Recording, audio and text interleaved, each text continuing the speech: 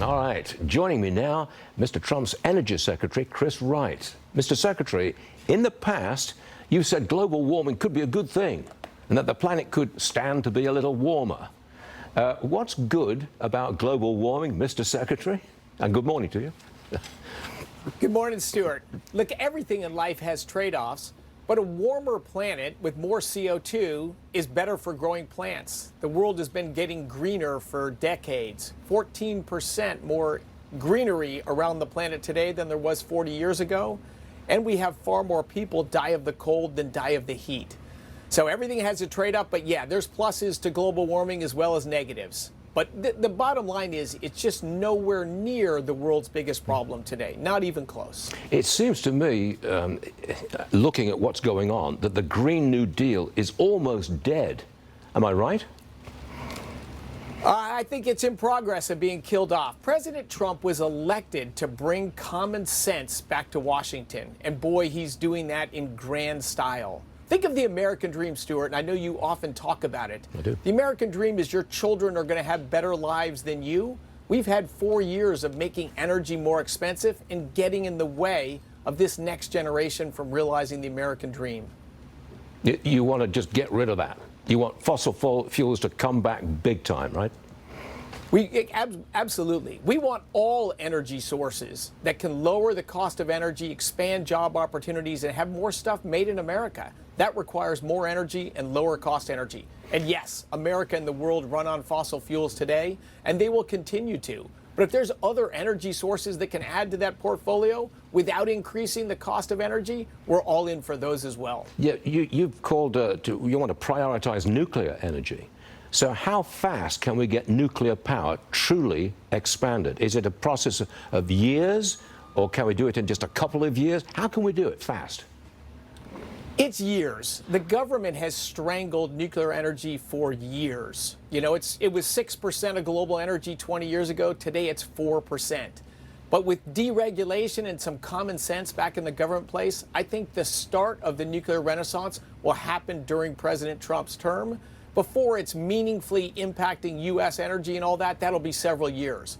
But it wasn't happening at all before. I think we're going to see new nuclear plants, probably small modular reactors, built during the Trump administration. Now, President Trump wants to cut the price of oil in half. He wants to bring it down to $40 a barrel or thereabouts. If that were to happen, why should drillers drill? Because it'd be tough to make a profit on $40 a barrel oil.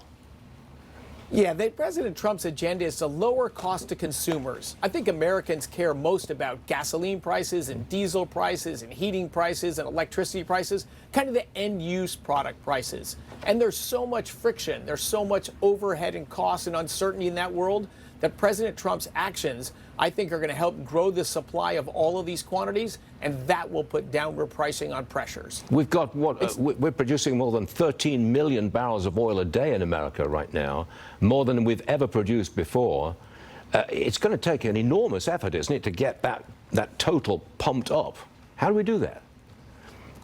The marketplace will do that. If we reduce the risks and costs of investing in energy production, investors will be incited to invest more. The biggest limiter on energy production in the United States today is infrastructure. We can produce a lot more natural gas and a lot more oil, but we have to be able to move that to a marketplace. And the last 4 years, virtually impossible to build new infrastructure.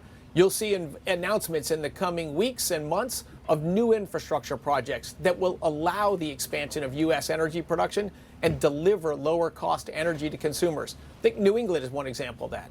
Are we talking new pipelines?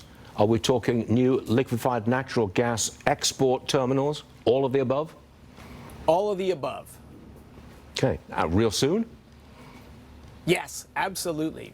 I signed last Friday the conditional approval for a new LNG export, the first one after the 1 year long pause, and more coming, more in the works. And in fact, I was on the phone with the Indian energy minister this morning. There's so many of our allies that want America as an effective supplier of their increasing energy needs. And this president, President Trump, is all about growing American energy production, both to lower domestic prices, but also to enable our allies to have America as their key energy supplier. and not bad actors in the world. Last one, Mr. Secretary. Have you found any waste or fraud at the Energy Department? Absolutely. Absolutely. Look, I've been in the seat a little over 2 weeks. We've already found many millions of dollars of money that was spent and was being spent just simply adding nothing of value to the American people.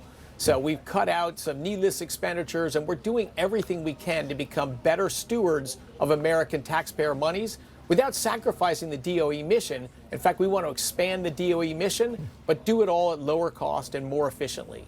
That's how business is run. Energy Secretary Chris Wright. Mr. Secretary, thank you very much for being with us this morning. It's a real pleasure. Come and see us again. Thank you, Stuart.